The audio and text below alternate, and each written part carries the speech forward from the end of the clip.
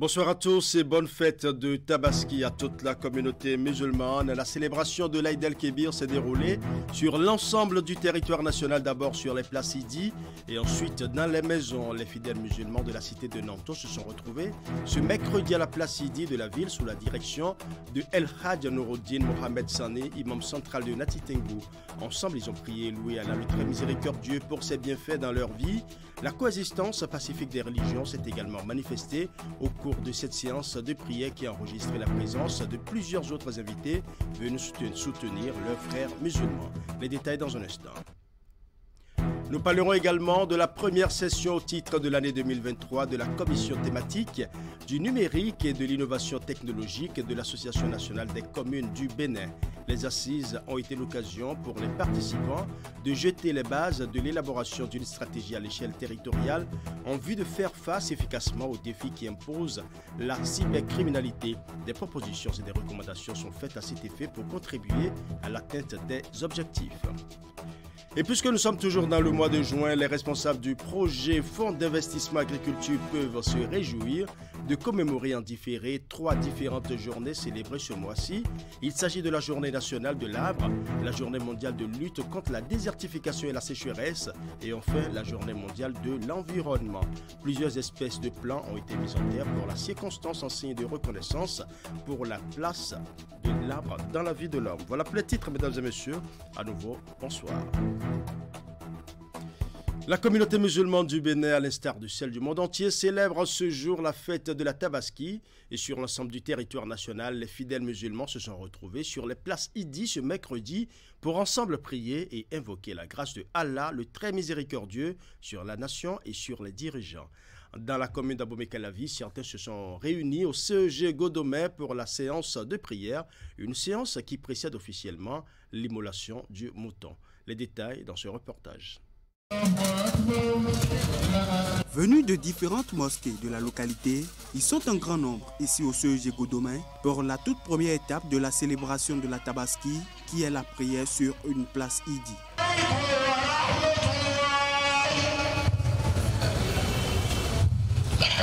Prêts pour la circonstance, les conviés avec l'imam ont démarré par la prière d'ouverture avant l'étape la plus importante de la prière, le sermon de l'imam célébrant à l'endroit des fidèles musulmans. Aujourd'hui, les musulmans du monde se dirigent vers la place que nous appelons Mawqi el-Jamarat, là où on lapide le Satan. En réalité, le Satan n'est pas là, mais c'est une tradition. C'est une tradition du prophète Abraham, alayhi salatu wassalam, et la tradition de notre cher prophète Mohammed, sallallahu alayhi wa sallam.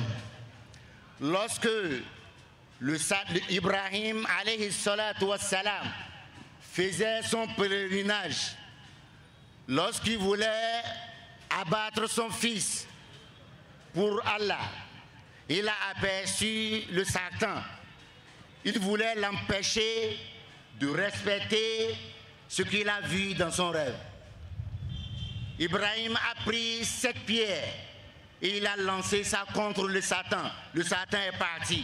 À la suite du sermon et les conseils, ainsi que les prières de l'imam à ces sujets, il a procédé à l'immolation du bélier amené pour la circonstance sur le lieu de la prière. Les fidèles sont désormais prêts à emboîter les pas à l'imam célébrant une fois rentrés chez eux. La suite, ça va être que nous retournons dans nos familles respectives pour accomplir l'acte de l'immolation comme l'imam l'a fait. Je souhaite qu'il y ait la paix dans notre pays grâce à cette fête. Que nos parents qui sont partis à la Mecque reviennent en bonne santé et que Dieu accepte leurs prières. Je souhaite une bonne fête à tout le monde. Nous venons de terminer la prière avec l'imam et de procéder au sacrifice du bélier. Et nous allons retourner dans nos maisons et poursuivre le même rite. 2 mois, 10 jours après le ramadan, aujourd'hui est le moment de célébrer la Tabaski, synonyme de sacrifice de mouton pour toute la communauté musulmane. Nous irons à présent au niveau de la gare routière de Godomé, toujours dans la commune d'Abomey-Calavi, qui a également enregistré la prière des fidèles musulmans. Occasion pour l'imam d'attirer l'attention de ses frères en l'islam sur les bons comportements à adopter et surtout l'importance de la soumission à Allah, le très miséricordieux. Nous allons suivre un extrait de son message. Cette fête-là, c'est pour l'émulation. L'émulation là a une grande histoire pour ça, que les alphas expliquent ça toujours dans les radios. Quand tu écoutes la voix de l'islam, tu dois écouter jusqu'au fond, parce que ici le temps ne peut pas nous permettre de rencontrer toutes ces histoires-là. Bon, secondo, de bien tenir les religions. Parce que pour tenir notre religion, c'est ça qui peut nous donner la confiance, les craintes de Dieu et aussi des bonnes vies. Nous prions beaucoup pour notre pays.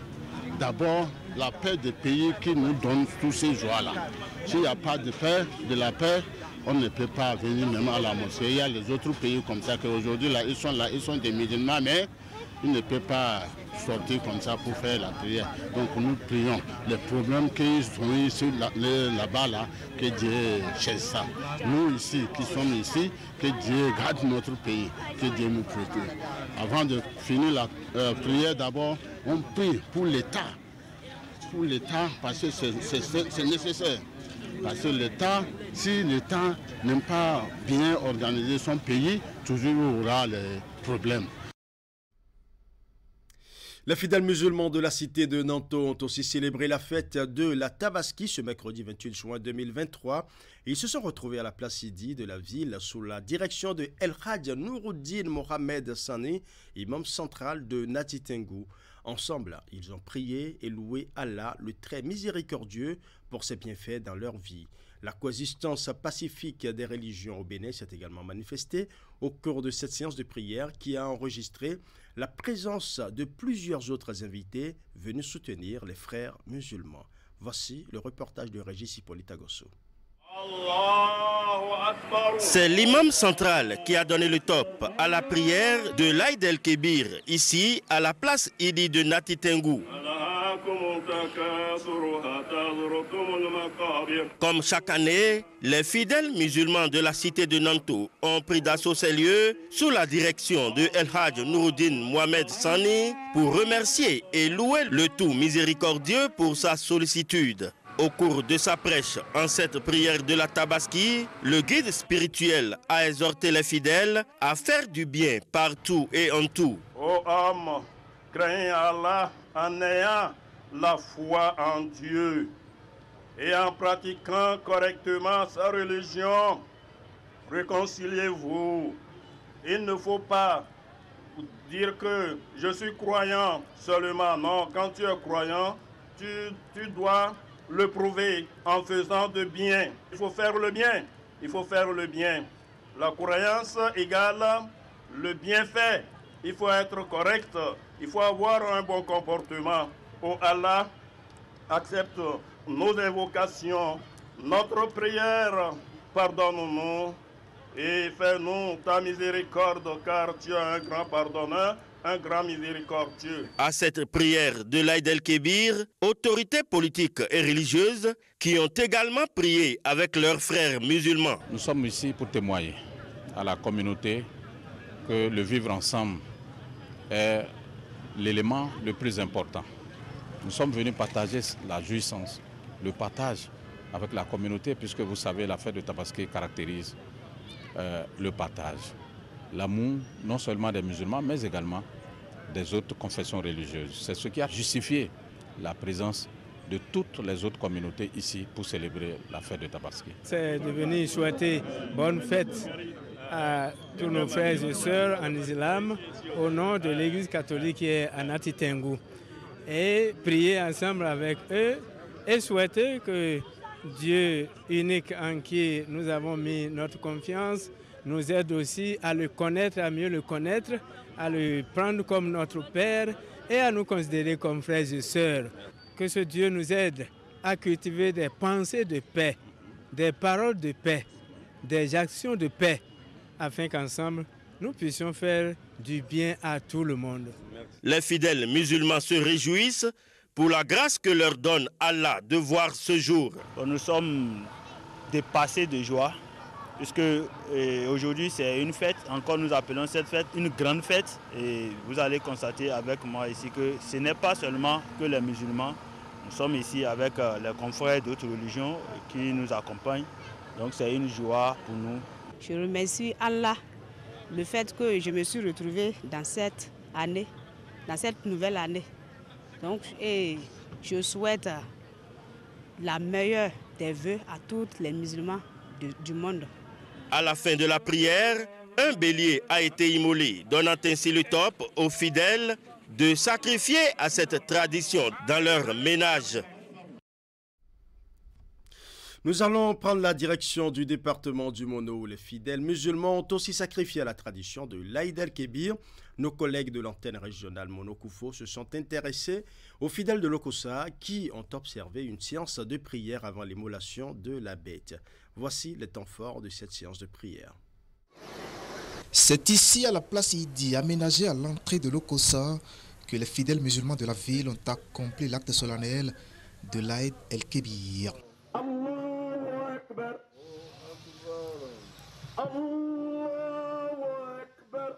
Une séance de prière au cours de laquelle simples fidèles et dignitaires de la religion de Mahomet ont témoigné leur reconnaissance à Dieu pour leur avoir permis de voir ce dernier jour du calendrier musulman. Après le sermon de l'imam qui met en valeur le sens du partage, place à l'acte symbolique du jour, l'immolation du mouton en souvenir à l'obéissance d'Abraham envers le Créateur. Si c'est que le bon Dieu lui a laissé, le Dieu l'a tué l'enfant, le mouton que l'imam vient de tuer, maintenant tout le monde a vu. Donc c'est l'enfant qu'on est en train de tuer chaque année le jour de Tabaski. C'est à cause de ça que chaque année nous sommes en train de tuer le mouton pour remercier le bon Dieu pour la promesse que Ibrahim a fait et le bon Dieu lui a donné le mouton, enlevé l'enfant. La Tabaski, c'est donc promesse et partage. Une fête célébrée à une date qui suit le jour d'Arafat, jour de jeûne. La majeure partie des musulmans, chacun de nous a jeûné car nous connaissons l'importance du jeûne du jour d'Arafat. C'est bien l'expiation de nos péchés de l'an passé et de l'année en cours. Des péchés expirés pour une nouvelle année au niveau de l'islam. Et sous les yeux des autorités, ces fidèles musulmans ont prié pour la paix au Bénin. Et parce que nous sommes en train de tendre vers une période sensible de notre histoire. Donc il demande à ce que tous les jours qu'on prie pour préserver cette paix qui est chère à notre pays. C'est Dieu qui dit, priez pour vos dirigeants. Si vous les maudissez, la répercussion sera sur vous-même. Alors, il est important de prier pour les dirigeants pour que notre cher Bénin soit quand même en paix et que chaque Béninois arrive quand même à jouir, à subvenir à ses besoins. Et dans la paix, justement, chacun de ces fidèles a quitté ses lieux de prière pour poursuivre la fête dans les ménages. Mais que représente la fête de la Tabaski pour le musulman? Quel type de sacrifice doit-on faire le jour de la Tabaski? Et surtout, dans quelles conditions ce sacrifice doit-il être fait? Voilà autant de questions sur lesquelles vous aurez toutes les réponses dans ce reportage. Je vous laisse suivre. L'Aïd el-Kébir ou la Tabaski représente la plus grande célébration de la communauté musulmane à travers le monde. Commémorée 70 jours après la fin du mois de Ramadan, elle revêt d'une importance capitale pour le fidèle musulman. C'est d'abord et avant tout l'obéissance à Dieu. Dans l'historique, le père, en tant qu'homme déjà âgé, avec un fils unique, on lui demande de le sacrifier. C'était vraiment une grande épreuve. Pour le musulman, c'est un engagement renouvelé de la foi, de la croyance. À l'image du prophète Ibrahim, le père des messagers et des prophètes, le père, sinon l'aïeux de Issa que nous appelons Jésus, et l'aïeux également du prophète Ibrahim. Donc cette fête pour nous est l'occasion pour nous de rappeler que nous les hommes, nous sommes les mêmes. La particularité de ce jour pour les fidèles musulmans est l'immolation d'une bête, signe de sacrifice. Mais le choix de cette bête doit répondre à certains critères. Le chameau qui a 5 ans, le bœuf qui a 2 ans et entre dans 3e, c'est déjà bon. Et maintenant le mouton et le bélier. Il y a aussi la famille des boucs aussi qui est acceptée, mais ça doit avoir 1 an. Le bélier doit avoir au moins 6 mois. Tout musulman ayant les moyens de faire une immolation le jour de la Tabaski est tenu de le faire, à en croire les chefs religieux qui s'en réfèrent aux Saintes Écritures. L'animal ainsi immolé doit ensuite faire l'objet d'un partage. D'abord, c'est une fête. Et quand c'est une fête, il y a des diminués entre nous. Donc, en tant qu'un bon croyant, en tant qu'un bon musulman, nous devons partager à ceux qui sont en besoin, pour les diminuer, ceux qui n'en ont pas, pour qu'eux aussi trouvent quelque chose pour fêter avec.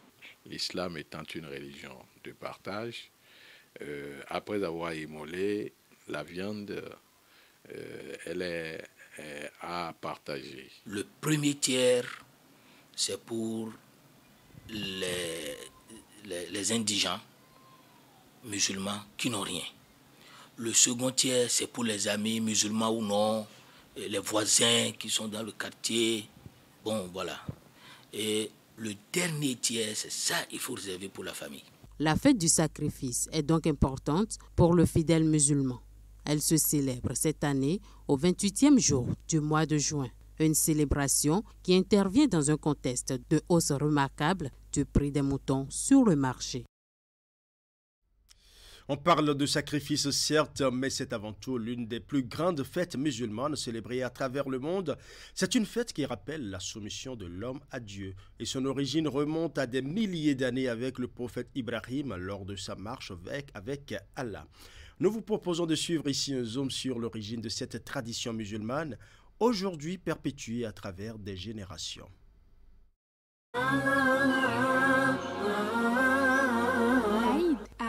Adha, signifiant fête du sacrifice, ou l'Aïd el-Kébir, signifiant la grande fête, est la plus importante des fêtes musulmanes.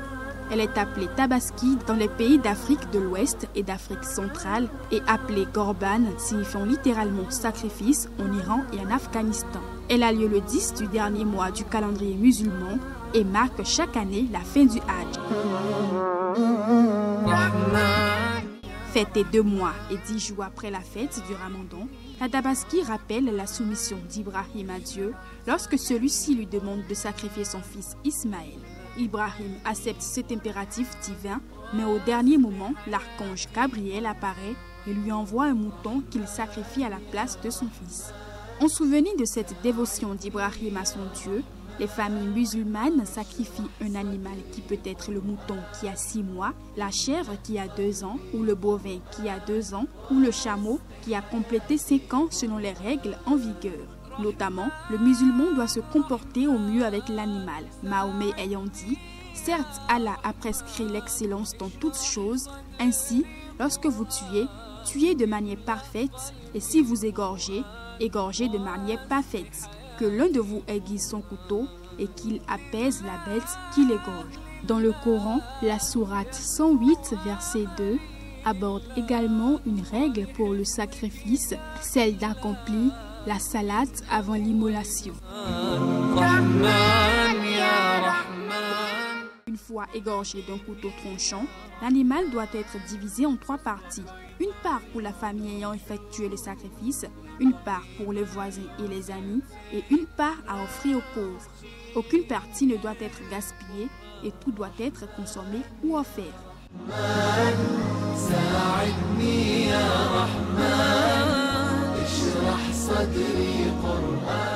Dans la tradition musulmane, la générosité et la solidarité avec les personnes les plus démunies est mise à l'honneur pendant la fête de Tabaski, comme pour le Ramadan. Un dicton musulman rappelle d'ailleurs que de toute cette viande de mouton, il n'y a que ce que l'on donne qui profite. Ce que l'on a mangé est avalé, ce que l'on a donné est profitable.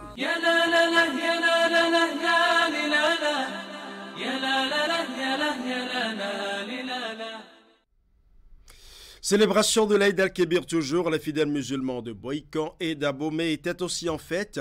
Les festivités ont démarré par une prière à la place Idi. Le moment d'invocation s'est soldé par l'ultime geste, c'est-à-dire l'immolation des béliers des imams des deux mosquées.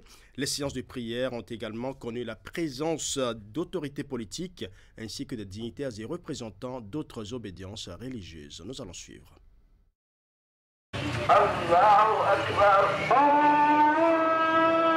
Les réjouissances interviennent 2 mois et 10 jours après le Ramadan. L'Aïd el-Kébir ou Tabaski est la plus grande fête de la religion musulmane. Célébrée chaque année, elle rappelle la soumission du prophète Ibrahim à Dieu lorsque celui-ci lui a demandé de sacrifier son fils Ismaël. L'événement de ce jour est d'une importance capitale car c'est l'imitation d'un acte de foi posé par notre ancêtre commun, le prophète Ibrahim alayhi salam, donc Abraham. Pour perpétuer cet acte, des milliers de bêtes sont immolées chaque année à l'occasion de la fête.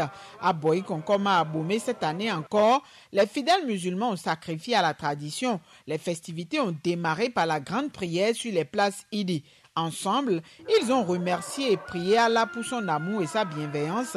Dans les prédications, les fidèles ont été appelés à suivre les traces du prophète Mohammed afin de bénéficier des grâces du paradis. Adorer Allah et les remercier pour tout ce qu'il nous a fait.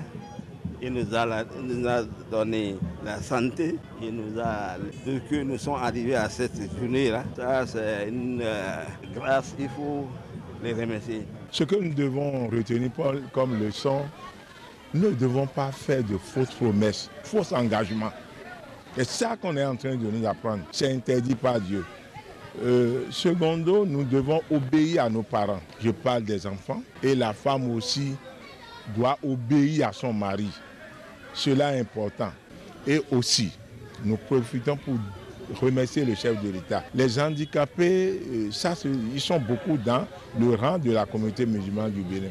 Cette fois-ci, le gouvernement a décidé de leur faire quelque chose.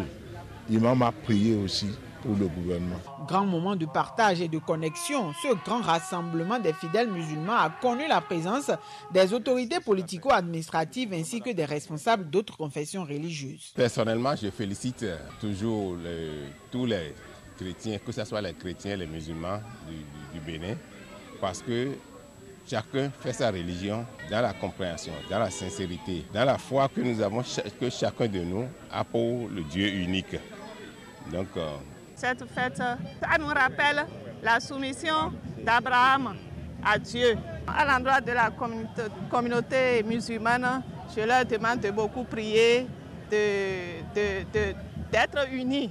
De retour de la prière, la célébration va se poursuivre dans les familles. La fête peut durer jusqu'à 3 jours.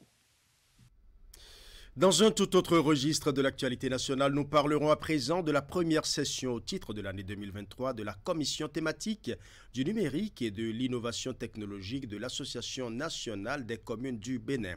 Les assises ont été l'occasion pour les participants de jeter les bases de l'élaboration d'une stratégie à l'échelle territoriale en vue de faire face efficacement aux défis qu'impose la cybercriminalité. La rencontre a aussi permis à l'instance de faire des propositions et des recommandations dont la mise en œuvre va contribuer à l'atteinte des objectifs. Hélène Moussa.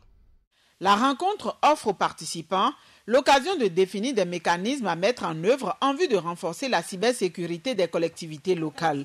Organisée dans un contexte marqué par une lutte acharnée du gouvernement contre la cybercriminalité, les assises consacrent la première session au titre de l'année de la commission thématique en charge du numérique et de l'innovation technologique de la Fertière des communes du Bénin. Nous avons fait le point et remarqué que véritablement dans nos communes, les systèmes d'information n'existent pas. Et il faut sensibiliser les élus, les maires, les membres des conseils de supervision, les secrétaires exécutifs, les cadres des préfectures et même les préfets à les rendre sensibles à la thématique donc, de la cybersécurité. Il faut travailler à installer les responsables des systèmes d'information des communes dans leur rôle et il faut quand même arriver à trouver par commune un responsable chargé des systèmes d'information. De façon spécifique, il s'agira de sensibiliser et d'informer les membres de la commission sur la réglementation relative à la cybersécurité. Définir les mécanismes et outils à mettre en œuvre pour protéger les installations informatiques et les plateformes numériques des collectivités locales. Le thème retenu pour les échanges est formulé ainsi qu'il suit. Les collectivités locales face aux enjeux de la cybersécurité. 3 communications ont été développées. Elles ont été présentées par des experts, dont un envoyé de l'Agence des systèmes d'information et du numérique. Dans leurs exposés, les communicateurs se sont évertués à expliquer à l'assistance les concepts de sécurité en matière de protection des systèmes d'information. Un accent a aussi été mis sur les politiques et stratégies adoptées par l'exécutif afin de protéger les systèmes d'information des administrations publiques dont les communes font partie intégrante. À partir du moment où il y a des systèmes, des plateformes numériques qui sont mis à contribution pour délivrer un service, alors là, cela appelle l'appétit, l'intérêt des hackers, des personnes malveillantes, et d'où l'importance totale de prendre des mesures pour protéger et sécuriser les systèmes d'information. Ceci soulève un certain nombre de défis qui doivent impérativement être relevés au niveau de nos administrations locales pour faire bénéficier en toute quiétude à nos populations à la base les progrès significatifs réalisés dans le secteur des technologies de l'information et de la communication. La présente session nous offre donc l'occasion de jeter les bases de l'élaboration d'une stratégie à l'échelle territoriale pour faire face efficacement aux défis que nous impose la cybercriminalité. Au terme des réflexions et débats, des recommandations ont été formulées et des propositions pertinentes ont été faites. Leur mise en œuvre aidera à l'atteinte des objectifs. Et de son côté, le ministère des Affaires sociales et de la microfinance a tenu ce mardi une séance d'information avec les organisations engagées dans la promotion et la protection des personnes handicapées. La rencontre a essentiellement porté sur les décrets d'application de la loi relative à la protection et à la promotion des droits de ces personnes en République du Bénin. Reportage. Le but de cette séance est de présenter aux divers acteurs impliqués dans la protection et la promotion des droits des personnes handicapées les décrets d'application de la loi 2017-06 du 29 septembre 2017, pris en Conseil des ministres le 21 juin 2023. À l'ouverture de l'activité, la ministre en charge des Affaires sociales fait le point de la situation. L'exécution de toutes les actions nécessaires à l'amélioration des conditions de vie des personnes handicapées se fera de façon inclusive. C'est pour cela que les personnes handicapées sont représentées au sein de cette commission interministérielle qui sera mise en place incessamment. Cela leur permettra d'avoir un droit de regard sur les décisions et les initiatives prises en leur faveur. Cette commission interministérielle va s'assurer de la mise en œuvre des 5 décrets d'application de la loi qui prévoient des mécanismes d'inclusion sociale des personnes handicapées. Elle doit contenir 7 membres. Un bureau composé de 3 postes et puis des membres qui représentent les ministères directement impliqués d'une façon ou d'une autre. Donc le président de la commission interministérielle, c'est le représentant du ministre chargé des personnes handicapées. Le vice-président, c'est le ministre chargé des Finances. Et le rapporteur de cette commission, c'est le représentant du ministre chargé de la Santé. Les membres, vous les voyez, c'est un représentant du ministre chargé du Travail, un représentant du ministre chargé de l'enseignement secondaire, un représentant du ministre chargé de l'enseignement maternel et un représentant des organisations des personnes handicapées. Présents à la séance, les représentants des organisations de la société civile œuvrant pour la promotion et l'intégration sociale des personnes handicapées, ainsi que les représentants des diverses associations réunissant celles-ci, n'ont pas manqué d'exprimer leur gratitude au chef de l'État et son gouvernement. Nous venons de très très loin.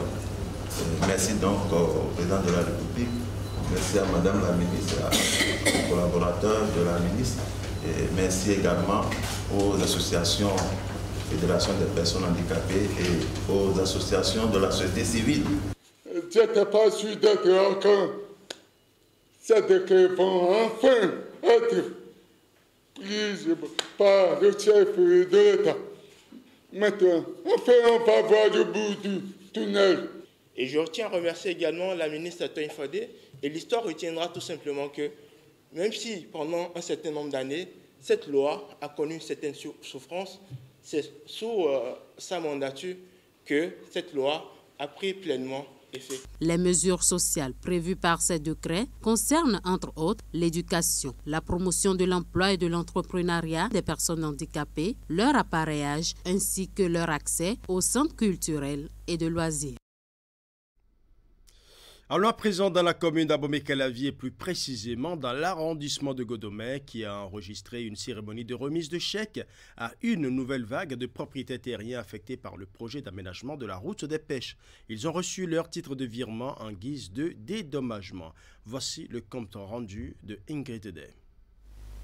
Plus de 3 milliards de francs CFA ont été déboursés par l'État béninois pour indemniser les personnes affectées par le projet d'aménagement de la route des pêches. Sur environ 1000 propriétaires touchés par le projet, 74 ont déjà reçu leur chèque de dédommagement. Ce mardi encore, une autre vague des ayants droit a pu entrer en possession des titres de virement. Nous avons recensé environ 1000 personnes sur le périmètre et lors de la collecte des dossiers pour le dédommagement, nous avons collecté dans un premier temps 531 dossiers. Alors ces 531 ont été traités. C'est vrai qu'il y a un bon nombre, plus de la moitié, qui sont irréguliers, où il y a des pièces à compléter, où il y a des litiges. Mais je puis dire quand même que les paiements ont commencé pour les dossiers qui ne souffrent d'aucune réserve. 80 hectares, c'est l'espace retenu pour la réalisation du projet d'aménagement de la route des pêches, un domaine sur lequel seront implantées des infrastructures publiques de type moderne, comme l'indique cette maquette dévoilée à l'occasion. Il n'y a pas de développement durable sans infrastructure durable. Et c'est ce à quoi le gouvernement du président Patrice Talon s'attelle depuis plusieurs années. Et c'est le tour de Godomey, la zone 4, appelée communément Tobin, sur une superficie de 80 hectares. On peut se demander, mais les 80 hectares serviront à quoi? Comme il a dit tout à l'heure, en réalité, sur ces 80 hectares seront érigés un boulodrome aux normes internationales, avec un hôpital de référence et d'autres infrastructures connexes. Cher PAP, je voudrais, tout en étant solidaire avec vous, compte tenu de ce que vous pourriez ressentir en ce moment, vous exhorter au courage, car les travaux d'aménagement en cours feront de ce périmètre, jadis votre propriété, une des plus belles cités balnéaires de la côte ouest africaine. C'est le lieu pour ces différentes autorités d'inviter une fois encore les propriétaires des parcelles situées dans le périmètre d'aménagement à se mettre à jour en vue de leur indemnisation. Première session ordinaire du comité interministériel de pilotage de la politique nationale de décentralisation et de déconcentration CIP Ponadec. Les membres du comité se sont retrouvés ce mardi à Cotonou pour faire le point des activités menées au cours de l'exercice budgétaire 2023. Ils auront également à donner leurs avis sur plusieurs autres sujets à l'ordre du jour. Clément Tchadé pour les détails. Les acteurs à divers niveaux de la décentralisation autour d'une même table pour discuter des enjeux et défis de leur secteur. Il s'agit de la première session ordinaire du comité interministériel de pilotage de la politique nationale de la décentralisation et de déconcentration. Une session qui se tient conformément à l'agenda de la mise en œuvre de cette politique publique. Un cadre d'échange de décisions sur les problématiques portant sur le secteur de la décentralisation au Bénin. La tenue régulière des sessions du CIP Ponadec permet, entre autres, de suivre et d'évaluer la mise en œuvre de la Ponadec et de prendre les décisions subséquentes. Le secrétariat permanent du CIP Ponadec, bras opérationnel du comité au sein duquel vous représentez vos ministères respectifs, après la validation de son PTA 2023 par cette instance, a entamé la mise en œuvre des activités qui y sont inscrites. Au regard de l'important rôle que vous jouez dans le cadre de la mise en œuvre de cette politique transversale, vous êtes appelés à réaliser des travaux techniques et à mener des réflexions profondes de nature à impacter le processus de décentralisation et de déconcentration. De cette session ordinaire, il est attendu des membres des cadres de la PONADEC l'examen et l'approbation de tous les documents, rapports et études réalisés dans le cadre de la politique nationale de la décentralisation. Aussi, le point des activités réalisées ou en cours sera soumis à l'appréciation des participants. Je l'annonçais en début d'édition, les responsables du projet Fonds d'investissement agriculture ont commémoré ce lundi à travers une cérémonie 3 différentes journées célébrées chaque année dans le mois de juin. Il s'agit de la Journée nationale de l'arbre, la Journée mondiale de lutte contre la désertification et la sécheresse et enfin la Journée mondiale de l'environnement. À cette occasion, plusieurs espèces de plantes ont été mises en terre en signe de reconnaissance pour la place de l'arbre dans la vie de l'homme. Reportage.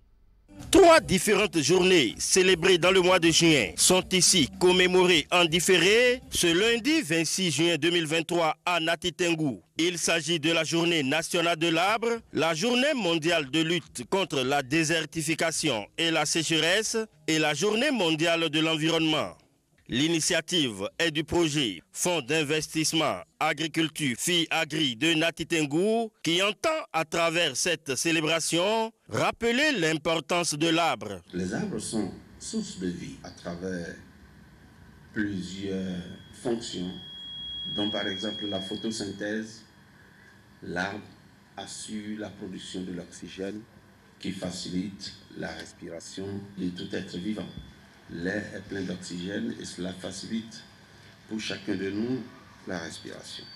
Cette journée offre donc l'occasion au pouvoir public, parapublic et privé, l'opportunité de sensibiliser les personnels et acteurs ainsi que les usagers de leurs services sur les bonnes pratiques environnementales, tout en les invitant à planter au moins un arbre chaque année afin de limiter les effets de la désertification et contribuer au renforcement de la couche d'ozone et ainsi à la diminution de l'effet de serre dont on parle tout le temps. Le projet FIAGRI du ministère de l'Agriculture, de l'Élevage et de la Pêche est financé par la coopération allemande à travers la KfW, coopération financière allemande.